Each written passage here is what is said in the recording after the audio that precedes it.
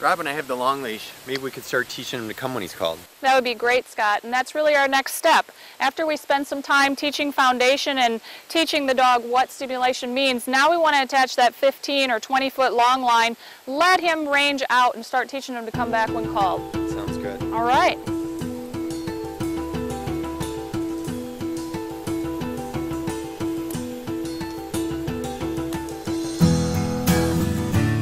Okay, so what we're going to do is we're going to let Ryan get a little distracted, and Scott's going to move to the end of the line. And when I signal Scott by raising my hand, he's going to start to verbalize the come command or the recall command to Ryan, and he'll be tapping that button at the same time, and he'll help him move to him. You ready? Ready. All right. Come. Good boy. Good boy. Good. Let's do that again. So we let the dog range out. We let him get distracted. He can come over and visit me. Good boy. And then we're going to have Scott call him back. Come. Good dog. So as soon as Scott issued that verbal command to come, he tapped the button simultaneously. You could hear a few repetitions. Remember, we're repeating until the dog, oh, that was very, very nice. Very nice. When Ryan made the commitment to turn around, leave me, go back to Scott, the weird feeling went away, and then of course Scott praised him when he got over there. That's awesome. Let's do that again. Hi, cute puppy. What are you doing? You're silly. Come. Very nice, and there's that nice little tail wag that we expect when we train with just the right level on this collar. This is great, isn't it? Good boy.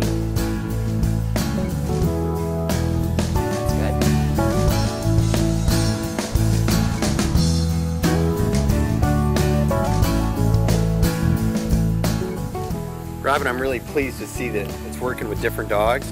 I noticed we're using mainly the button, the leash, and a little bit of verbal praise. Can we incorporate other things into this training? Oh, absolutely, Scott. If your dog tends to like treats, or if he likes a tennis ball or a frisbee better than the food, you should bring those kind of motivations into your training. Okay. I think Ryan, somebody told me that Ryan likes some hot dogs, so I'm going to give you a little bit of hot dog. Okay. And let's use this so when he comes to you, he's going to get a little bit of extra reinforcement, okay, because you'll deliver that to him when he gets in there. I'm sure he'll enjoy that. So everything's the same. Good. We're tapping that button, calling him in. And there's just a little something extra for Ryan when he gets to Scott. Very nice. I like that part of it. He likes that part of it. It's a lot better than him biting at people, doesn't it? Much better. All right. Good. Let's do it again. Hey, buddy. I'm going to distract him. What are you doing? Hi. You're getting smart, aren't you? You are learning fast, mister. Good boy. Yeah, look what I've got. I have the hot dog. Oh my goodness. Oh my goodness. Oh, now you got it. Come, come, come, come, come, come, come, come.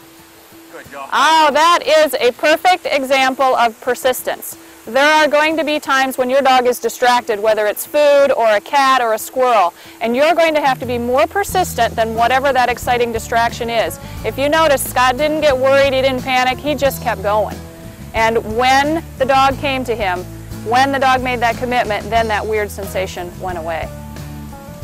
I'm very happy with the way that turned out. Good. What are you doing? Hey, buddy. Good boy.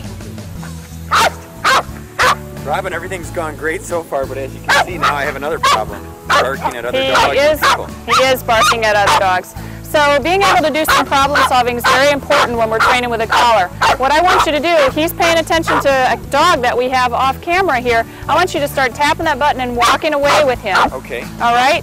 You can tell him to be quiet or you can tell him let's go. But tap that button to get the attention back to you. Okay. Okay?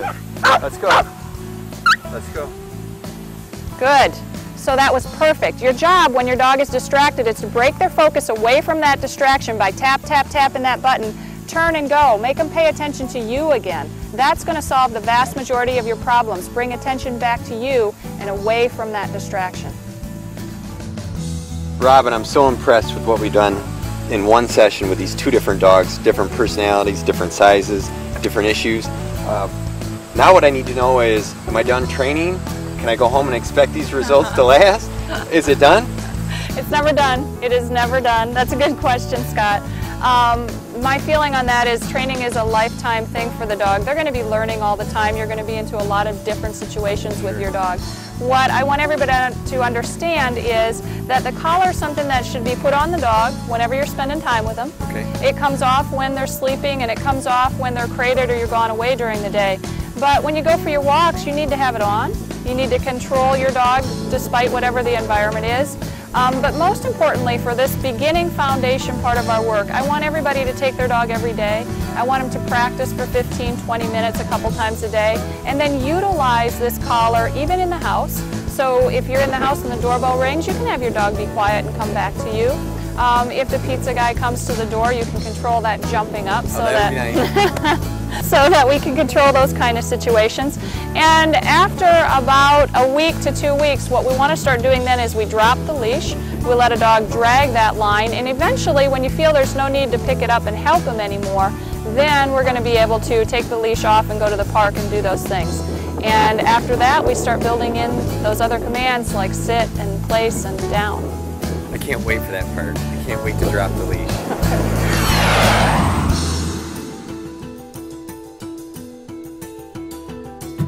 Robin, everything's been great so far, but everything we've done up until this point with this foundation work has involved movement. Dog following me, watching me, coming to me, but there's sometimes I'd like the dog to stay put so I can answer the door for safety issues, other reasons. What can we do about that? That's a great question, Scott, and the thing we wanted to do next, after we got a little bit of foundation training done with our dog, we want to teach a command that we call place. Okay.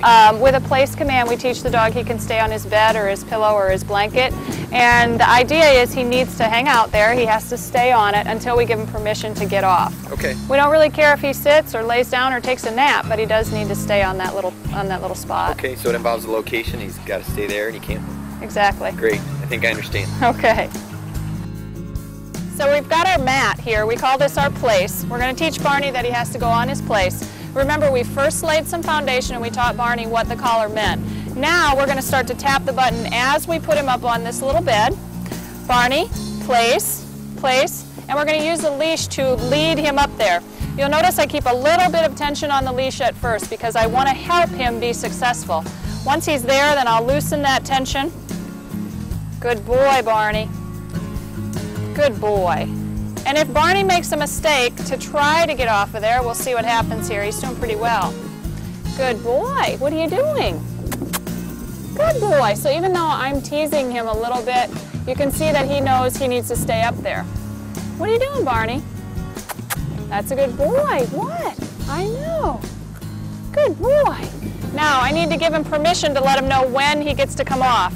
And that's where our special permission cue comes into play. What I'm going to do is tell Barney he can take a break, and I'm going to assist him in figuring out what that means by putting tension on the leash and giving it a tug. I'm not going to use the collar because this is like taking your coffee break at work. You don't have to stay on your place anymore. You're free to go. Barney, take a break. That's a good boy. Good boy. Good job, little man. Good boy. And we're going to lead him back up here again. We're going to tap the collar. Barney, place, place. Good. There's a mistake. Place, place. Perfect opportunity for him to learn. When the dog made a mistake and got off of his place, my job was to start tapping that button right away and help him get back up there. So Barney can figure out that if he chooses to stay here, there's no funny feeling. If he chooses to get off before he has permission, then that sensation is going to start again. Does that make sense? Sure does. Good. So what I'm going to do, Scott, I'm going to hand the leash off to you and let you take over. Okay. Because once the dog figures it out a little bit, then we want to start to offer some distraction to him. That's how we do what we call a proofing phase and make him a little bit better. Okay? Great. So let's give him a break. He can come off of there. Barney, great. Good. And as we move in, I want you to approach, tap that button a couple times while you say the word place, and we'll help him get up there. Place, place. Good. So he's getting on his bed with a place command. Now, I'm going to try to distract him. What are you doing, Barney? Hi, handsome. Place, place. Very nice. Let's try that again. So It's very important to realize that when the dog makes a mistake, it's just that. It's a mistake. It's not intentional. He's learning.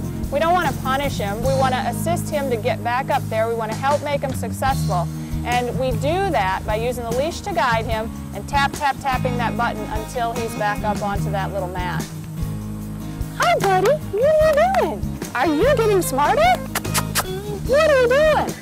Now you'll notice I'm teasing Barney a little bit.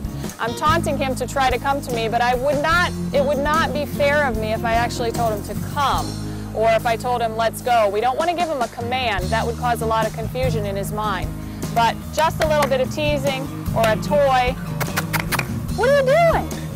To start to teach him the lesson that Scott told him to stay on his place. Good boy, Barney. Good boy. You want to give him permission to come over and say hello? Yes. Great. Hi, big guy. How are you doing? You're a good dog. You're a good dog. Oh, what a love.